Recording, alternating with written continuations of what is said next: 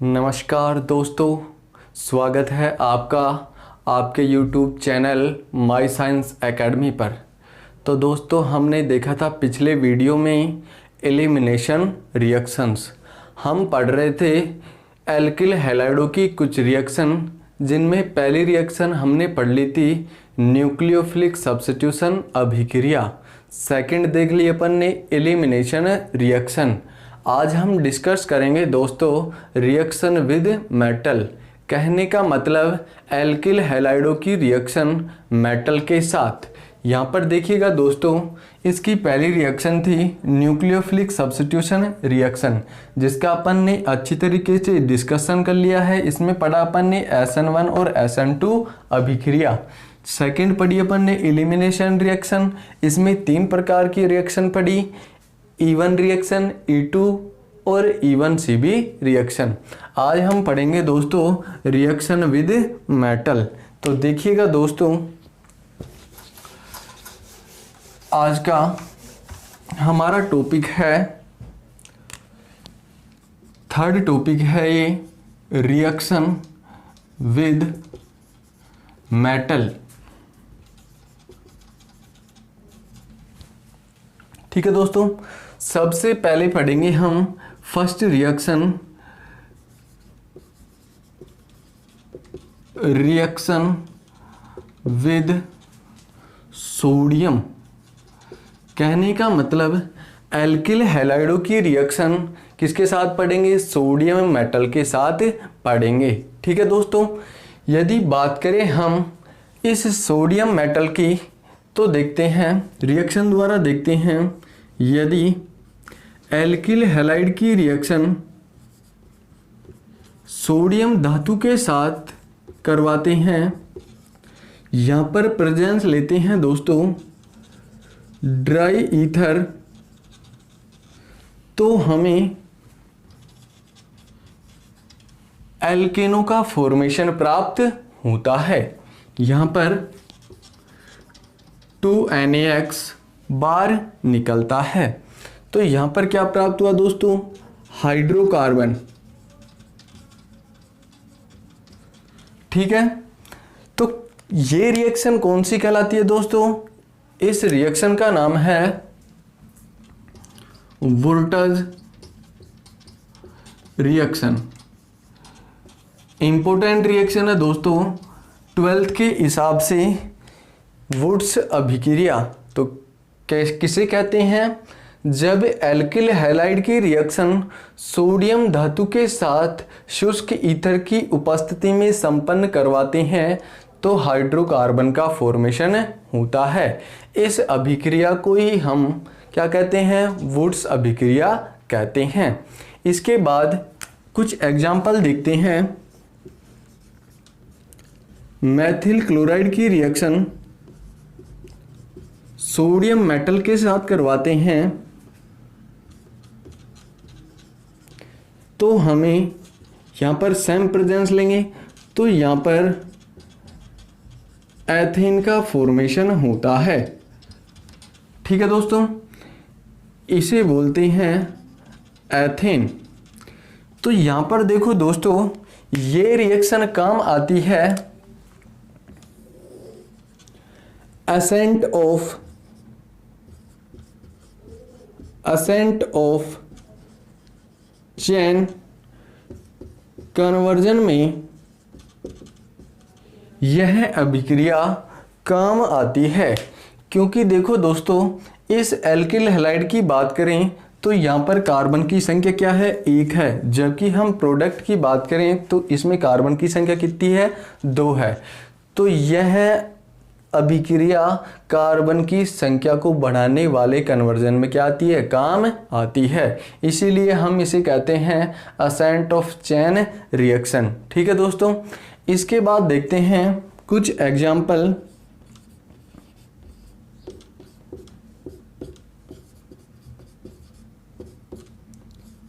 जैसे ये रिएक्शन है, तो इसमें प्रोडक्ट का फॉर्मेशन क्या होगा दोस्तों? इधर देखो इजीली है, यहां से क्या निकल जाएगा? 2NaCl बाहर निकल जाएगा और क्या बनेगा? C4H10। ब्यूटेन का निर्माण होगा दोस्तों। यहाँ पर 2NaCl बाहर निकल जाएगा।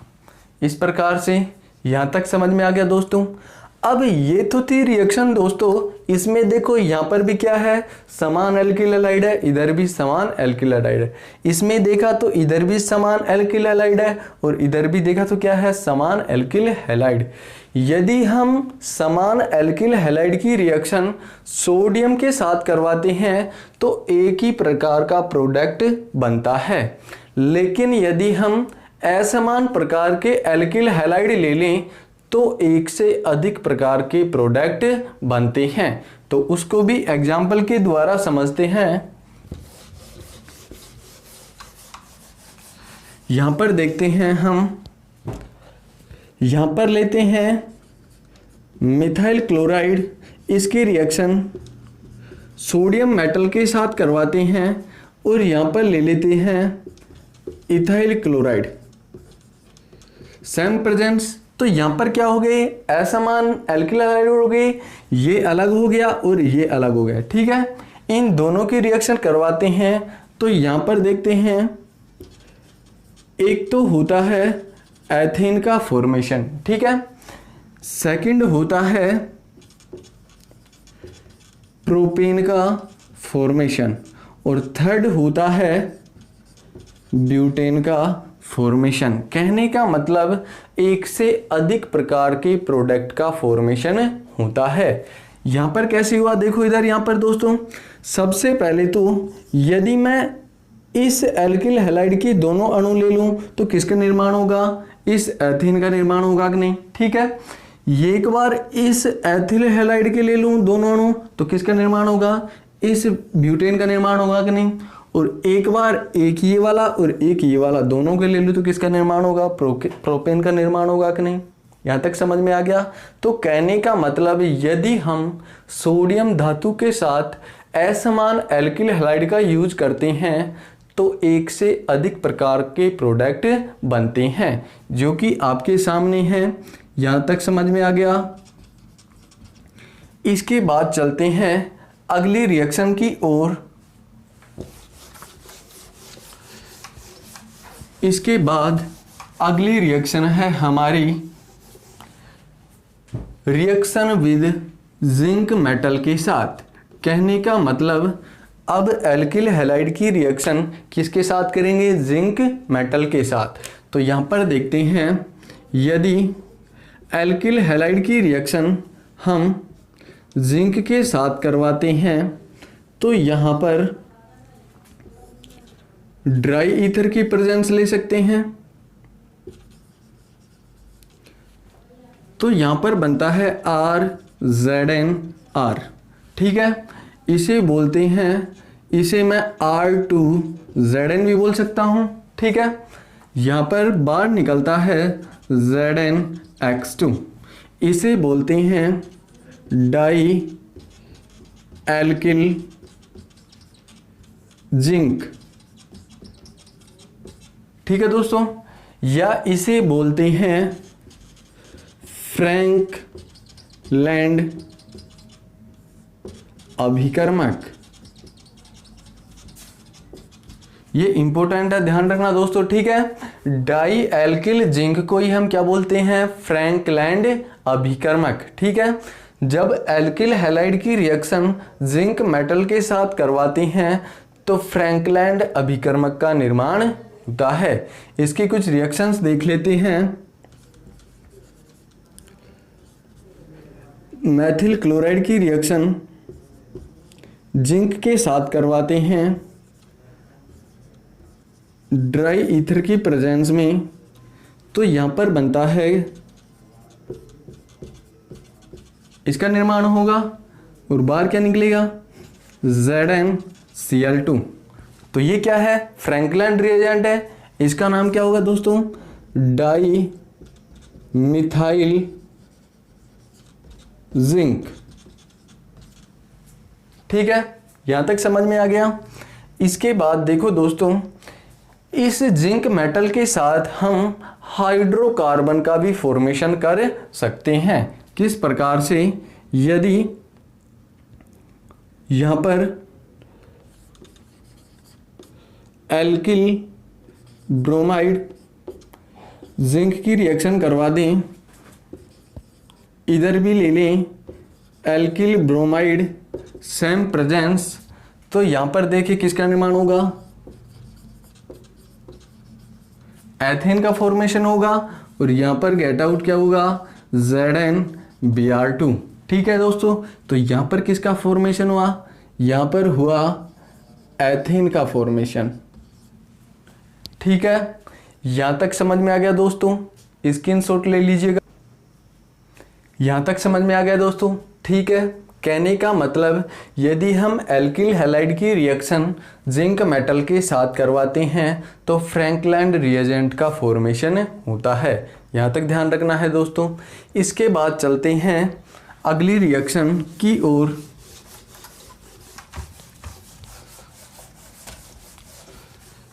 इसके बाद थर्ड रिएक्शन है अपनी मैग्नीशियम मेटल के साथ। यदि एल्किल हैलाइड की रिएक्शन हम मैग्नीशियम मेटल के साथ करवाते हैं शुष्क ईथर की प्रेजेंस में, तो एल्किल मैग्नीशियम हैलाइड का फॉर्मेशन होता है, जिसे हम ग्रिनियर अभिकर्मक के नाम से जानते हैं। तो यहां पर फॉर्मेशन किसका होगा दोस्तों, ग्रिनियर रिएजेंट का। ठीक है, जैसे अभिक्रिया देखते हैं, यहां पर Rx की रिएक्शन करवाते हैं मैग्नीशियम के साथ ड्राई ईथर की प्रेजेंस में, तो यहां पर RMgX का फॉर्मेशन होता है। ठीक है, इसे हम बोलते हैं एल्किल मैग्नीशियम हैलाइड। ठीक है दोस्तों, या आप कह सकते हो इसे ग्रिनियार्ड रिएजेंट। ठीक है, इसकी कुछ रिएक्शन देखते हैं। जैसे मिथाइल क्लोराइड की रिएक्शन मैग्नीशियम के साथ करवाते हैं, प्रेजेंस वही सेम लेंगे, तो यहाँ पर CH3MgX का फॉर्मेशन होता है। ठीक है, यहाँ पर देखें एथिल ब्रोमाइड की रिएक्शन मैग्नीशियम के साथ करवाते हैं, तो यहाँ पर एथिल मैग्नीशियम हैलाइड का फॉर्मेशन होता है। ठीक है, कहने का मतलब क्या है दोस्तों, इस एल्किल हैलाइड के बीच में मैग्नीशियम मेटल को ऐड करना है। ठीक है, यदि बात करें हम इसकी क्रियाविधि की, तो दोस्तों हम ग्रिनियर अभिकर्मक बनने की क्रियाविधि का भी अध्ययन कर लेते हैं। तो यहाँ पर देखिएगा इस रिएक्शन के द्वारा किसका निर्माण हो रहा है, RMgX का निर्माण हो रहा है। तो यहाँ पर देखते हैं इसकी मैकेनिज्म। सबसे पहले क्या है कि ये मैग्नीशियम मेटल है दोस्तों, ये क्या करती है, इलेक्ट्रॉन त्यागती है। ठीक है, एक इलेक्ट्रॉन त्यागेगी तो यहाँ पर क्या बचेगा, Mg प्लस ये रेडिकल, ये बनेगा। कहने का मतलब मैं कहूँ यहाँ पर इसका इलेक्ट्रॉनिक विन्यास क्या है दोस्तों, 2, 8, 2। 12 इलेक्ट्रॉन हो गए, 12 इलेक्ट्रॉन हो गए इसके इलेक्ट्रॉनिक विन्यास में। यहाँ पर क्या होगा, 2, 8, 1। एक इलेक्ट्रॉन क्या कर दिया इसने, त्याग दिया, तो यहाँ पर क्या बचा, 2, 8, 1। ठीक है, इसके बाद सेकंड अपने पास था Rx। ठीक है दोस्तों, यदि इस Rx की बात करूं तो इस हैलाइड की इलेक्ट्रोनेगेटिविटी इस कार्बन से क्या है, अधिक है। अधिक होने के कारण बंध के दोनों इलेक्ट्रॉन किस ओर जाएंगे, इस हैलाइड की ओर, जिसके कारण इस पर क्या आ जाएगा, पार्शियली पॉजिटिव, और इस पर क्या आ जाएगा, पार्शियली नेगेटिव चार्ज। ठीक है, यहाँ पर देखते हैं जैसे यहाँ पर पार्शियली पॉजिटिव चार्ज आता है, ये वाला इलेक्ट्रॉन क्या करता है, इस एल्किल समूह पर क्या करता है, अटैक करता है, और क्या बनाता है, R फ्री रेडिकल का निर्माण करता है। यहाँ पर क्या बना दोस्तों, यहाँ पर X माइनस बना एक तो, और एक क्या बना, R फ्री रेडिकल। ये बना क्योंकि ये वाला इलेक्ट्रॉन किस पर आ गया, इस R पर आ गया। ठीक है, इसे बोलते हैं हम फ्री रेडिकल। ठीक है दोस्तों, अब हम देखते हैं क्या क्या बने इधर।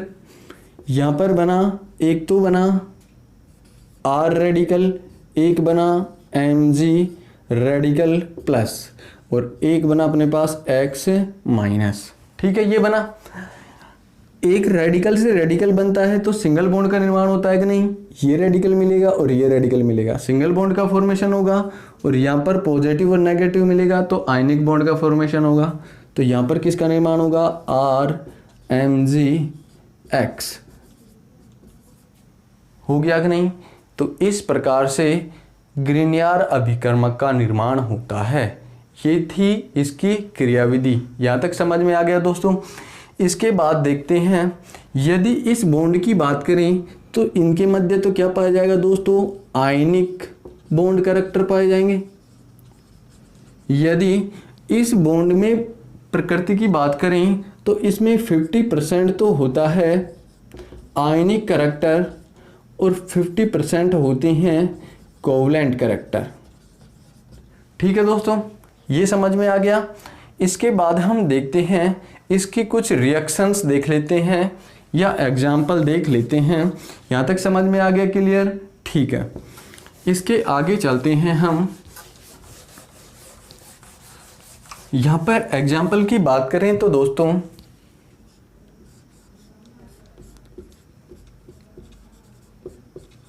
ये है, इसकी रिएक्शन हम करवाते हैं मैग्नीशियम के साथ। तो इसको आप आसानी से बना सकते हो। क्या करोगे, इस एल्किल हैलाइड के बीच में किसको ऐड करोगे, मैग्नीशियम मेटल को ऐड करोगे। तो क्या बनेगा,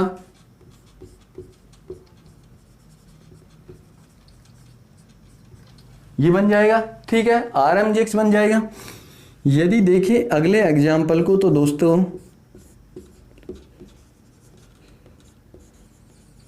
ये एग्जाम्पल है। ठीक है, यदि बात करें इस एग्जाम्पल की,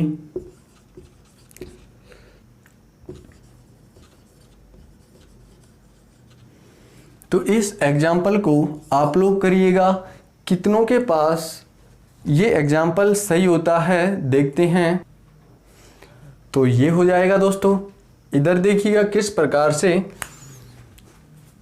यहां पर क्या बनाओगे आप लोग, इधर भी क्या कर दोगे MgBr और इधर भी क्या कर दोगे MgBr। ठीक है दोस्तों, लेकिन क्या है ये गलत है दोस्तों, ये गलत प्रोडक्ट है। किस प्रकार से, इधर देखिएगा, यदि हम इस रिएक्शन की मैकेनिज्म की बात करें तो इसमें क्या होगा, यहां से Br हटेगा, यहां से Br हटेगा, क्या आएगा, रेडिकल आएगा। तो यहां पर क्या आएगा, इधर देखिएगा, यहां भी रेडिकल, यहां भी रेडिकल, ये बनेगा इंटरमीडिएट। अब देखो, इस बॉन्ड का मैं होमोलाइसिस क्लीवेज करता हूं तो एक इलेक्ट्रॉन यहां पर जाता है और एक इलेक्ट्रॉन यहां पर आता है। ये दो रेडिकल मिलेंगे, सिंगल बॉन्ड का फॉर्मेशन करेंगे, ये दो रेडिकल मिलेंगे और सिंगल बॉन्ड का फॉर्मेशन करेंगे। कहने का मतलब एक स्टेबल एरोमेटिक कंपाउंड का क्या होगा, फॉर्मेशन होता है। तो ये वाला प्रोडक्ट बनता है, ये क्या होगा, एरोमेटिक कंपाउंड। ठीक है दोस्तों, तो प्रोडक्ट इसका फॉर्मेशन न होकर किसका होगा, इस वाले का फॉर्मेशन होगा। यहां तक समझ में आ गया। इसके बाद चलते हैं अगली रिएक्शन की ओर।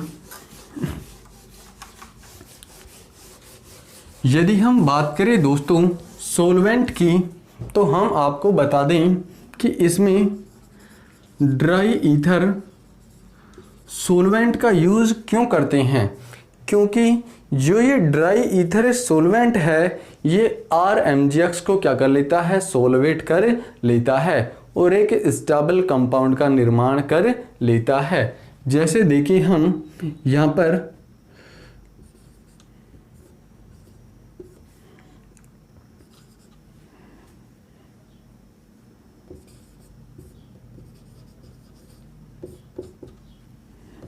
ये है, ठीक है। ये क्या करता है, लोन पेयर देते हैं और यहाँ पर लोन पेयर देते हैं, ठीक है दोस्तों। तो ये इस प्रकार से ये जो ईथर ड्राई ईथर सोलवेंट है ये क्या कर लेता है, RMgX को सोलवेट कर लेता है और एक बनाता है स्टेबल कंपाउंड, ठीक है। इसीलिए हम किसका यूज करते हैं, ड्राई ईथर का यूज करते हैं। यहाँ तक समझ में आ गया। इसके बाद चलते हैं अगली रिएक्शन की ओर। इसके बाद अगली रिएक्शन है अपनी लिथियम मेटल के साथ, ठीक है।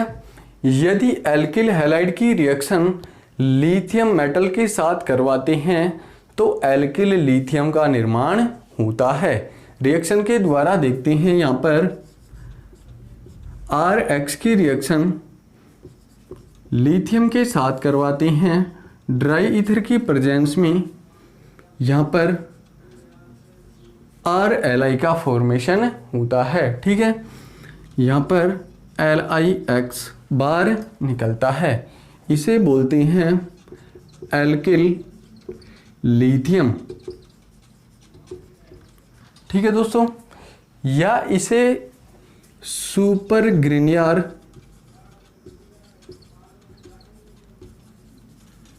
रिएजेंट के नाम से भी जानते हैं। RLi को क्या कहते हैं, सुपर ग्रिनियर अभिकर्मक, ठीक है।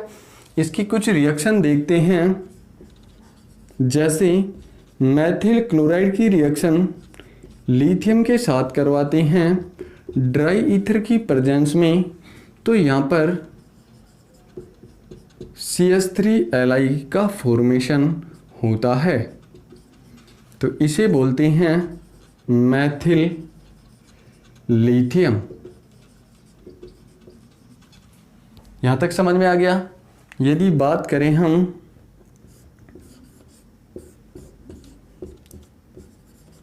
ब्रोमोबेंजीन की, तो इसकी रिएक्शन 2Li के साथ करेंगे तो भी किसका फॉर्मेशन होगा, ये कंपाउंड बनेगा। यहाँ पर LiBr क्या हो जाएगा, निकल जाएगा, तो इसे बोलते हैं दोस्तों फेनिल लिथियम, ठीक है। ये थी एल्किल हैलाइडों की रिएक्शन किसके साथ, लिथियम के साथ। तो यहाँ तक समझ में आ गया दोस्तों, क्लियर है। यहाँ तक आप इसका स्क्रीनशॉट ले सकते हो। इसके बाद चलते हैं हम, यहाँ तक ठीक है।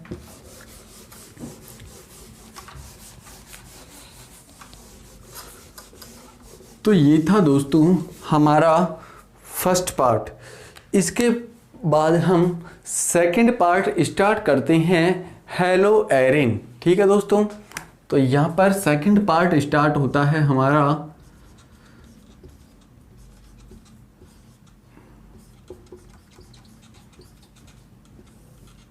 हेलो एरिन्स, ठीक है। ये पार्ट सेकंड है इस यूनिट में। तो सबसे पहले बात आती है कि हेलो एरिन कंपाउंड होते क्या हैं, ठीक है दोस्तों। तो हम कह सकते हैं कि एरोमेटिक हाइड्रोकार्बनों के हेलो व्युत्पन्नों को ही क्या कहा जाता है, हेलो एरिन कहा जाता है, ठीक है दोस्तों। तो हम कह सकते हैं कि hello derivative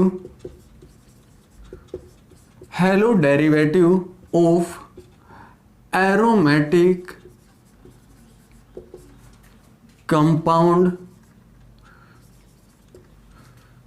compounds are known as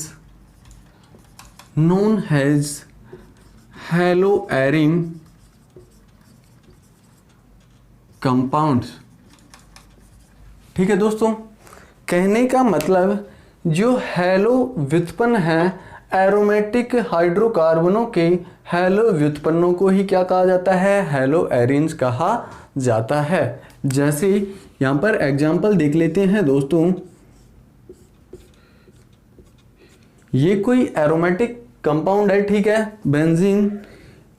यहाँ पर क्या है, इसके पास H, यहाँ पर भी H है, यहाँ पर भी H है और यहाँ पर भी H। कहने का मतलब इसकी चारों पोजीशन पर क्या है, हाइड्रोजन उपस्थित है, ठीक है। यदि इस एरोमेटिक हाइड्रोकार्बन का इस हाइड्रोजन का प्रतिस्थापन हम हैलो समूह से कर दें तो बनने वाला कंपाउंड हैलो एरीन कहलाता है, ठीक है।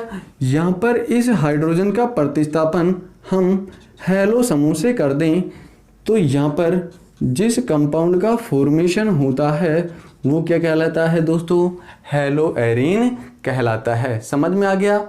हाइड्रोकार्बन के किसी भी, ये क्या होना चाहिए, एरोमेटिक होना चाहिए। एरोमेटिक हाइड्रोकार्बन के किसी भी हाइड्रोजन का प्रतिस्थापन हैलो समूह से करवाने पर हैलो एरीन कंपाउंड बनता है, ठीक है। इसके बाद देखें, जैसे ये क्या है, ये क्लोरोबेंजीन है, तो ये भी क्या है दोस्तों, एक हैलो एरीन है, क्लोरोबेंजीन है, ठीक है। बात करें, ये क्या है, ब्रोमोबेंजीन, तो ये भी क्या है, हैलो एरीन है। यदि बात करें इसकी, तो ये क्या है, बेंजाइल क्लोराइड, क्या ये भी हैलो एरीन है, नहीं, ये हैलो एरीन नहीं है। तो हमें ये भी समझ होना चाहिए कि हैलो एरीन कहते किसे कंपाउंड को है। तो ध्यान रखना दोस्तों, हैलो एरीन में जो ये हैलो समूह है ये बेंजीन के कार्बन से सीधा जुड़ा हुआ होना चाहिए। कहने का मतलब इसमें देखें तो ये हैलो समूह किससे जुड़ा हुआ है, बेंजीन वाले कार्बन से, जबकि इस कंपाउंड में देखें तो ये हैलो समूह बेंजीन वाले कार्बन से नहीं जुड़ा हुआ है, इसलिए ये हैलो एरीन कंपाउंड नहीं है। समझ में आ गया यहाँ तक। इसके बाद आगे चलते हैं दोस्तों। इसके बाद हमारा टॉपिक है प्रिपरेशन ऑफ एरिल हैलाइड, ठीक है दोस्तों। तो ये हमारा टॉपिक है, तो ये है अपना topic preparation of aryl halide. कहने का मतलब हम क्या पढ़ेंगे, एरिल हैलाइड बनाने की विधियां, ठीक है। इसमें पहला मेथड पढ़ते हैं, फ्रॉम हाइड्रोकार्बन। कहने का मतलब यहां पर हम क्या यूज ले सकते हैं, बेंजीन, ठीक है। हाइड्रोकार्बन के रूप में हम किसका एग्जांपल ले रहे हैं, बेंजीन का, ठीक है। इसमें देखेंगे हम रिएक्शन के द्वारा, ये क्या है, एक हाइड्रोकार्बन है, ठीक है। इसकी रिएक्शन हम Cl2 के साथ करवाएं, यहाँ पर ले लें AlCl3, इसको हम लेते हैं एनहाइड्रस के रूप में, तो हमें यहाँ पर क्लोरोबेंजीन प्राप्त होता है। यहाँ पर HCl बाहर निकलता है, इसे क्या बोलते हैं, क्लोरोबेंजीन, जो कि क्या है, एक एरिल हैलाइड है, ठीक है। यहाँ पर निर्माण हो गया किससे, बेंजीन के द्वारा, ठीक है। यदि बात करें हम इसकी मैकेनिज्म की, तो दोस्तों मैकेनिज्म देख लेते हैं। सबसे पहले किसका निर्माण होना चाहिए, इलेक्ट्रोफाइल का निर्माण होना चाहिए। तो यहाँ पर देखेंगे, यहाँ पर फर्स्ट स्टेप में होता है जनरेशन ऑफ इलेक्ट्रोफाइल जनरेट होना चाहिए, ठीक है। तो पहले क्या करेंगे, Cl2 की रिएक्शन हम करवाते हैं AlCl3 के साथ, ठीक है। ये क्या है, लुईस एसिड है, ये क्या करेगा, Cl को लेगा और क्या बनाएगा, AlCl4 माइनस, ये बनाएगा, और यहाँ पर क्या बनेगा दोस्तों, Cl पॉजिटिव चार्ज, ठीक है। ये ही अपना क्या है दोस्तों, इलेक्ट्रोफाइल है। ठीक है, ये हो गया। उसके बाद सेकंड स्टेप में होता है अटैक ऑफ इलेक्ट्रोफाइल। कहने का मतलब इलेक्ट्रोफाइल का अटैक किस पर होगा, बेंजीन रिंग पर। ठीक है, तो यहां पर देखते हैं ये इलेक्ट्रोफाइल है,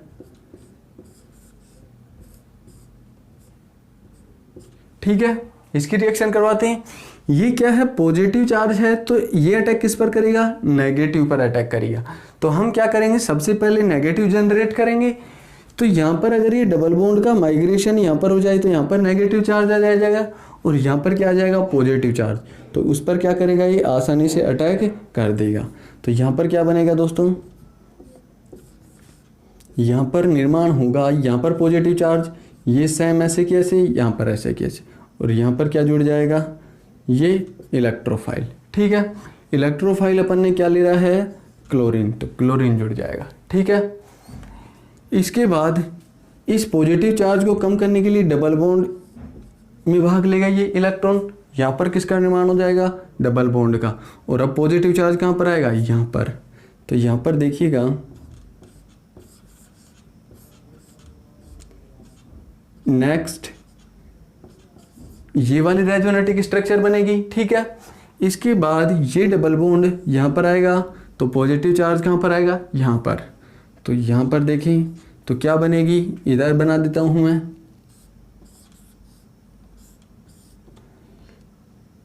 ये पॉजिटिव चार्ज, यहाँ पर Cl, यहाँ पर। ठीक है दोस्तों, यदि हम बात करें इसमें तो इसके हाइब्रिड स्ट्रक्चर की बात करें तो क्या बनेगी दोस्तों, ये Cl। ठीक है, पॉजिटिव चार्ज कहाँ पर आया, यहाँ पर। ठीक है, तो यहाँ पर देखते हैं, यहाँ पर पॉजिटिव चार्ज आया, यहाँ पर पॉजिटिव चार्ज आया और यहाँ पर पॉजिटिव चार्ज आया। ठीक है, तो यहाँ पर क्या हो जाएगा, यहाँ पर एक क्या बचा हुआ है, हाइड्रोजन परमाणु। तो ये इसका क्या बनेगा, हाइब्रिड स्ट्रक्चर बनेगी। उसके बाद थर्ड स्टेप में क्या होता है, ओल्ड इलेक्ट्रोफाइल रिमूवल। क्या होगा,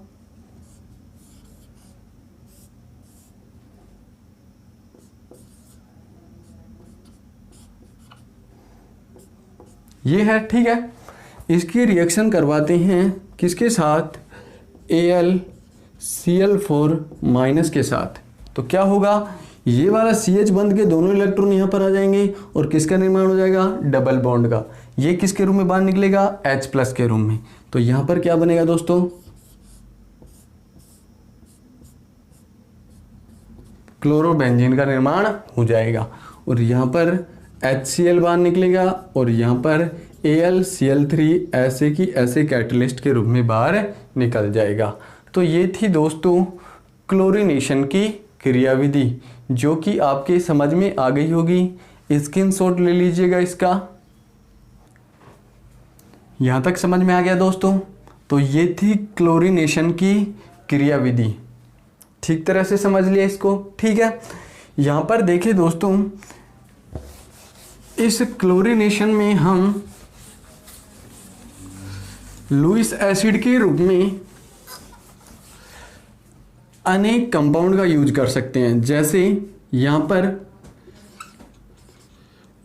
लुईस एसिड के रूप में FeCl3 का यूज कर सकते हैं, FeCl2 का यूज कर सकते हैं, AlCl3 का यूज कर सकते हैं, AlBr3 का यूज कर सकते हैं, ZnBr2 का यूज कर सकते हैं, ZnCl2 का यूज कर सकते हैं और BF3 का यूज कर सकते हैं। ठीक है दोस्तों, इन सभी को हम एनहाइड्रस की फॉर्म में लेंगे।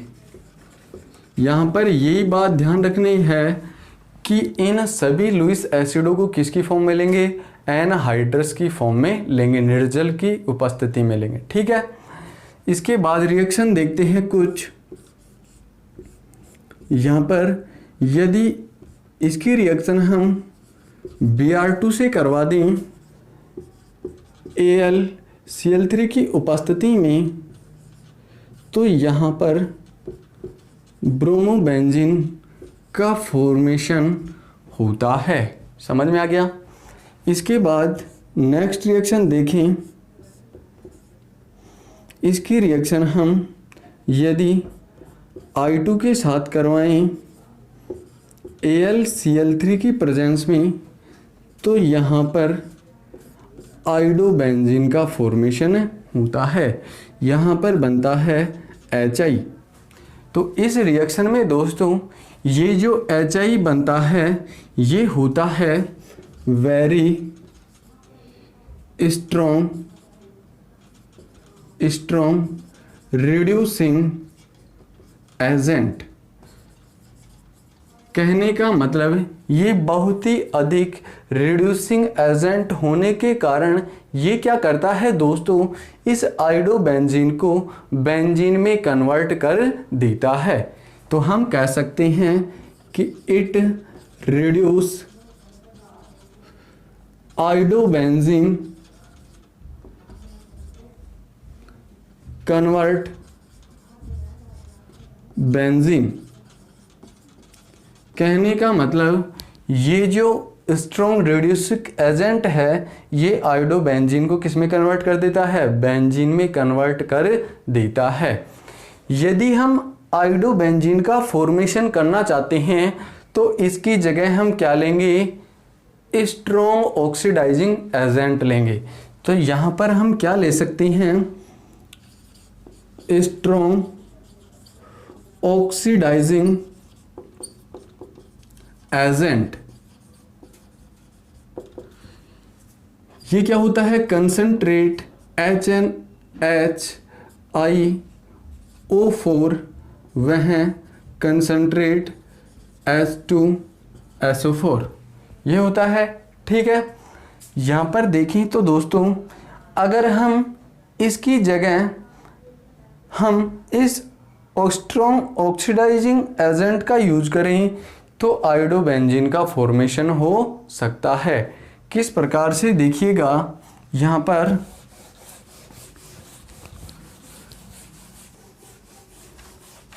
पर देखिए दोस्तों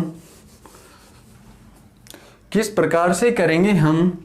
यहाँ पर 2HI की रिएक्शन करवाते हैं HiO4 और यहाँ पर लेंगे कंसंट्रेट HNO3। ठीक है, ऑक्सीजन की प्रेजेंस में करवाते हैं तो यहाँ पर निकला है H2O का मॉलिक्यूल बाहर निकलता है और यहाँ पर बनता है अपने पास आयोडीन। ठीक है दोस्तों, इसके बाद हम आराम से करवा सकते हैं बेंजीन की रिएक्शन I2 के साथ करवा दें। प्रेजेंस क्या लेंगे, ये वाली, तो यहाँ पर लेंगे HiO4 कंसंट्रेट HNO3। ठीक है दोस्तों, तो यहाँ पर किसका निर्माण हो जाएगा, आइडोबेंजीन का फॉर्मेशन होता है। तो इस अभिक्रिया के द्वारा हम आइडोबेंजीन का फॉर्मेशन कर सकते हैं।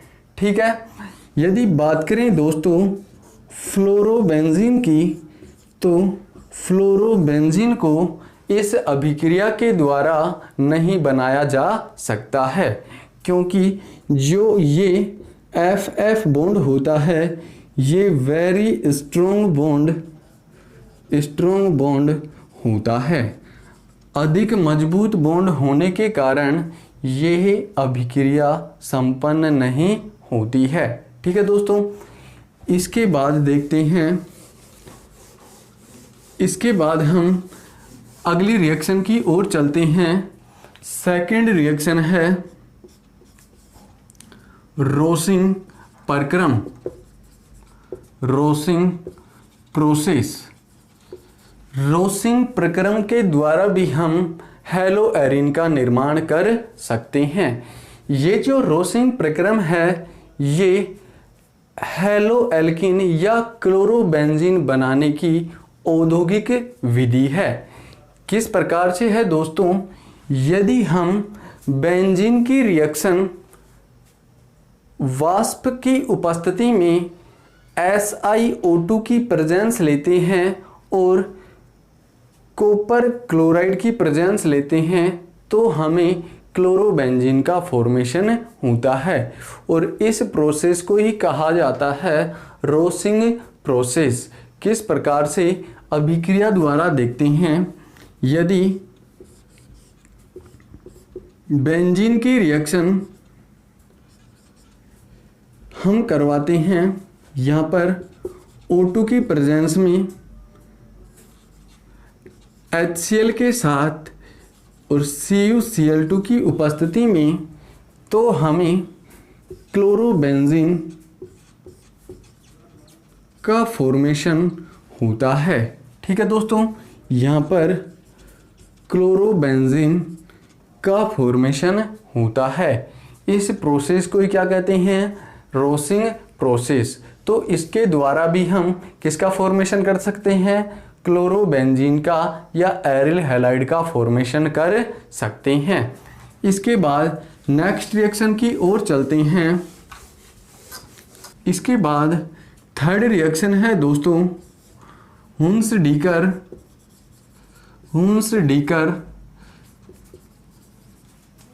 रिएक्शन। वुन्स-डीकर अभिक्रिया के द्वारा भी हम एरिल हैलाइड का फॉर्मेशन कर सकते हैं। ये अभिक्रिया होती क्या है दोस्तों, जब हम मोनोकार्बोक्सिलिक अम्लों के सिल्वर लवण की अभिक्रिया Br2 के साथ करवाते हैं CCl4 की प्रेजेंस में, तो हमें ब्रोमोबेंजीन का फॉर्मेशन प्राप्त होता है। इस अभिक्रिया को ही हम वुन्स-डीकर अभिक्रिया कहते हैं। ठीक है दोस्तों, इसे हम रिएक्शन के द्वारा देखते हैं। यदि यहाँ पर हम मोनोकार्बोक्सिलिक अम्लों का ये क्या ले लें, सिल्वर लवण ले लें, इसकी रिएक्शन करवा दें Br2 के साथ CCl4 की प्रेजेंस में, तो हमें यहाँ पर ब्रोमोबेंजीन का फॉर्मेशन प्राप्त होता है। समझ में आ गया यहाँ तक। और यहाँ पर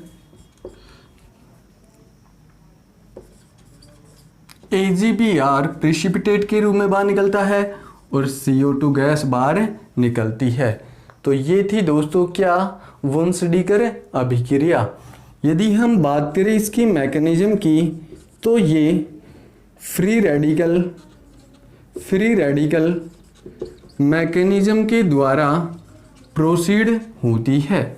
यदि इस अभिक्रिया की क्रियाविधि के बारे में आप लोग जानना चाहते हैं तो YouTube पर टाइप करिएगा हुन्स-डीकर अभिक्रिया मैकेनिज्म, तो आपको इस अभिक्रिया की विद मैकेनिज्म आपको YouTube पर मिल जाएगी।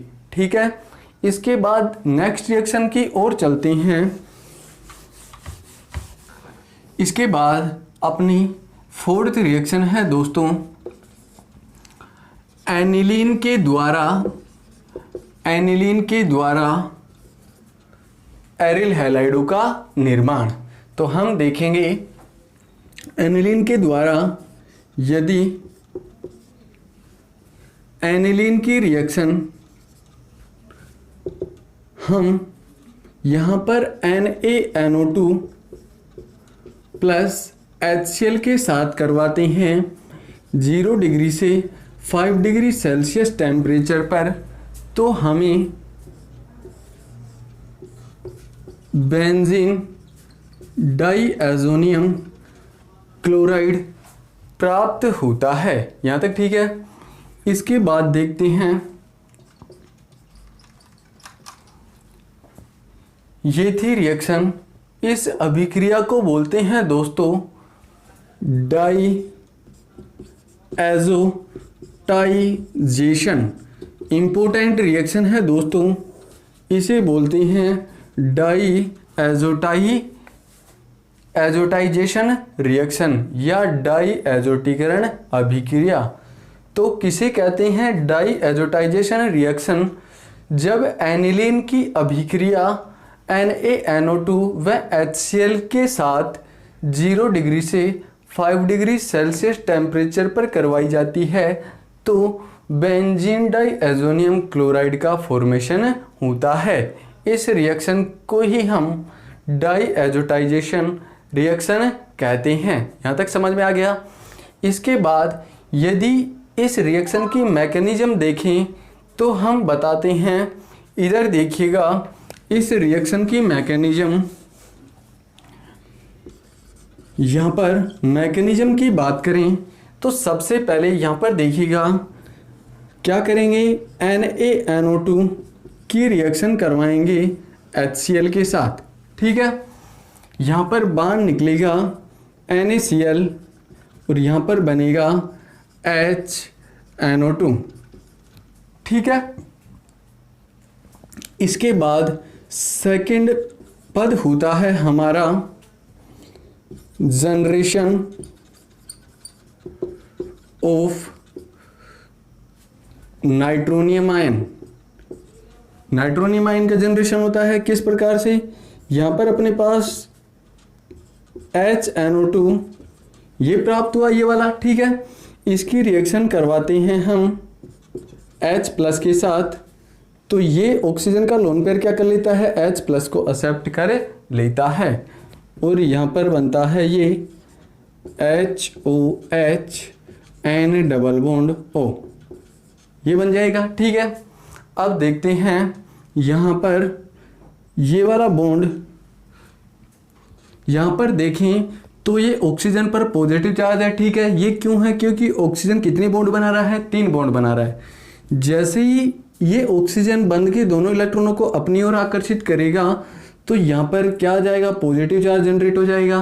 तो क्या बना दोस्तों, इधर देखिएगा, यहाँ पर H2O का अणु बाहर निकला और यहाँ पर बना N double bond O positive. ठीक है दोस्तों, यही क्या है अपना नाइट्रोनियम आयन। ठीक है, ये क्या करेगा, अब ये रिएक्शन करेगा एनिलीन के साथ। ठीक है, इसकी रिएक्शन करवाते हैं एनिलीन के साथ, तो यहाँ पर ये लोन पेयर क्या करेंगे, एनिलीन पर अटैक करेंगे और इसके साथ बॉन्ड बनाएंगे। तो यहाँ पर क्या बनेगा, इधर देखिएगा, ये बनेगा NH, यहाँ पर single bond double bond O, ये बना। यहाँ पर देखिएगा, समझ में आ गया यहाँ तक। इसके बाद देखते हैं यहाँ पर क्या आ जाएगा, पॉजिटिव चार्ज, क्योंकि नाइट्रोजन कितने बॉन्ड बना रहा है, 4 बॉन्ड बना रहा है। जैसे ये NH बॉन्ड टूटेगा, पॉजिटिव चार्ज क्या हो जाएगा, न्यूट्रल हो जाएगा और ये किसके रूप में बाहर निकलेगा दोस्तों, ये H प्लस के रूप में बाहर निकलेगा। यहाँ पर क्या बना, इधर देखिएगा, यहाँ पर बना NH single bond double bond O, ये कंपाउंड बना। इसके बाद देखते हैं आगे की ओर। इसके बाद देखते हैं यहाँ पर दोस्तों होता है रीअरेंजमेंट। ठीक है, रीअरेंजमेंट नहीं, यहाँ पर आप कह सकते हो दोस्तों टोटोमेरिज्म। ठीक है, टोटोमेरिज्म होती है, वो कैसी होती है, इधर देखिएगा। यदि मैं यहाँ पर आपको बताऊं, कोई कंपाउंड है H X पर जुड़ा हुआ है, यहाँ पर Y डबल बॉन्ड Z, ये कंपाउंड है। यदि ये डबल बॉन्ड यहाँ पर माइग्रेट कर जाए तो ये H इस Z पर चला जाता है। ठीक है, तो इससे क्या बनता है, देखिएगा, ये बनता है X double bond Y Z और ये H। ठीक है, यही मैं वो करने वाला हूँ, यहाँ पर डबल बॉन्ड सिंगल H। यदि ये डबल बॉन्ड यहाँ पर आ जाएगा तो ये H कहाँ पर चला जाएगा, इस ऑक्सीजन पर चला जाएगा कि नहीं। ठीक है, इससे क्या बनेगा, इधर देखिएगा, इससे ये बनेगा, ये N, यहाँ पर डबल बॉन्ड N, यहाँ पर O और यहाँ पर H, ये कंपाउंड बना कि नहीं। यहाँ तक समझ में आ गया। इसके बाद इसकी रिएक्शन करवाते हैं H प्लस के साथ, तो यहाँ पर ये लोन पेयर क्या करेंगे, H प्लस को एक्सेप्ट कर लेंगे। तो यहाँ पर क्या बनेगा, N डबल बॉन्ड NOH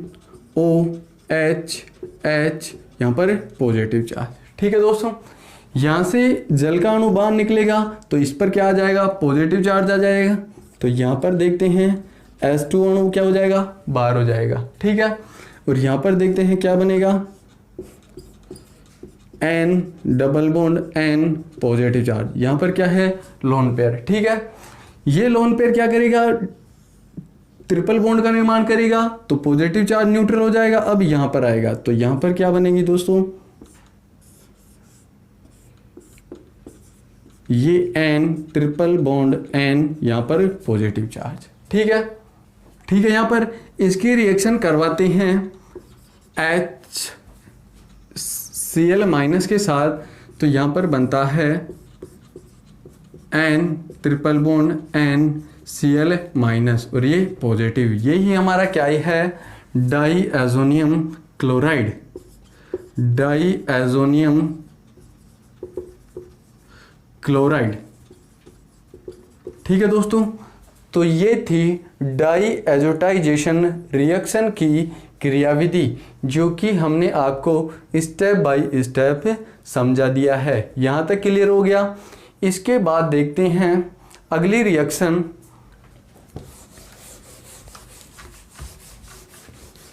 यहाँ पर देखा कि डाईएजोटाइजेशन रिएक्शन द्वारा किसका फॉर्मेशन हुआ दोस्तों, यहाँ पर एनिलीन द्वारा किसका फॉर्मेशन हुआ, 0 डिग्री से 5 डिग्री सेल्सियस करवाएंगे तो यहाँ पर हुआ डाईएजोनियम क्लोराइड का। ठीक है दोस्तों, ये जो डाईएजोनियम क्लोराइड है ये बहुत ही अच्छा गुड लिविंग ग्रुप है। ध्यान रखना दोस्तों, ये जो डाईएजोनियम क्लोराइड है ये गुड लिविंग ग्रुप है। ठीक है दोस्तों, ये एरोमेटिक कन्वर्जन में बहुत ही अच्छा उपयोग आता है। इसके द्वारा हम किसी भी प्रकार का एरोमेटिक कन्वर्जन हल कर सकते हैं।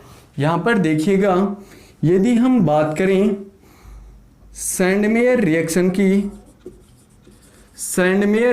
की, तो इस रिएक्शन के द्वारा भी हम एरिल हैलाइड का फॉर्मेशन कर सकते हैं। यदि डाईएजोनियम क्लोराइड की रिएक्शन क्यूप्रस क्लोराइड के साथ करवाते हैं तो हमें एरिल हैलाइड प्राप्त होता है। इसे ही बोलते हैं सैंडमेयर रिएक्शन। एग्जाम्पल से समझते हैं। यहाँ पर बेंजीन डाईएजोनियम क्लोराइड की रिएक्शन क्यूप्रस क्लोराइड के साथ HCl की प्रेजेंस में करवाते हैं तो यहाँ पर क्लोरोबेंजीन का फॉर्मेशन होता है। ठीक है, इस प्रकार यदि इसकी रिएक्शन क्यूप्रस ब्रोमाइड के साथ करवाते हैं HBr के साथ, तो यहाँ पर हमें प्राप्त होता है ब्रोमोबेंजीन। तो ये थी दोस्तों कौन सी, सैंडमेयर रिएक्शन। तो ये थी अपनी सैंडमेयर अभिक्रिया। इसके बाद नेक्स्ट रिएक्शन की ओर चलते हैं। नेक्स्ट रिएक्शन है अपनी गाटरमान्स रिएक्शन। इस अभिक्रिया के द्वारा भी हम एरिल हैलाइडों का फॉर्मेशन कर सकते हैं। गाटरमान रिएक्शन क्या है दोस्तों, यदि बेंजीन डाईएजोनियम क्लोराइड की रिएक्शन कॉपर चूर्ण की उपस्थिति में HCl या HBr के साथ करवाते हैं तो एरिल हैलाइड का फॉर्मेशन होता है। जैसे यहाँ पर देखते हैं, बेंजीन डाईएजोनियम क्लोराइड की रिएक्शन हम HCl के साथ कॉपर चूर्ण की प्रेजेंस में करवाते हैं तो यहाँ पर क्लोरोबेंजीन का फॉर्मेशन होता है। या बेंजीन डाईएजोनियम क्लोराइड की रिएक्शन HBr के साथ कॉपर चूर्ण की उपस्थिति में करवाते हैं तो यहाँ पर ब्रोमोबेंजीन का फॉर्मेशन होता है। तो ये थी दोस्तों कौन सी, गाटरमान रिएक्शन। ठीक है दोस्तों, इसके बाद नेक्स्ट रिएक्शन की ओर चलते हैं। लास्ट रिएक्शन है हमारी बेल्ज सीमान रिएक्शन। इस अभिक्रिया के द्वारा फ्लोरोबेंजीन का फॉर्मेशन किया जाता है। जैसे यहाँ पर बेंजीन डाइएज़ोनियम क्लोराइड की रिएक्शन यहाँ पर HbF4 के साथ करवाते हैं तो हमें यहाँ पर फ्लोरोबेंजीन का निर्माण होता है और N2 गैस बार निकलती है। यदि हम बात करें गाटरमान रिएक्शन, सैंडमेयर और बेल्ज सीमान की, तो सभी में नाइट्रोजन गैस बार निकलती है। यदि एक और रिएक्शन की बात करें तो इस बेंजीन डाइएज़ोनियम क्लोराइड के द्वारा इसकी रिएक्शन पोटेशियम आयोडाइड के साथ करवाएं तो यहाँ पर हमें आयोडोबेंजीन का फॉर्मेशन प्राप्त होता है।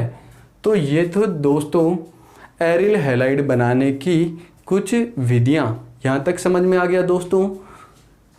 पेशेंस से सुनने के लिए आप लोगों को धन्यवाद दोस्तों।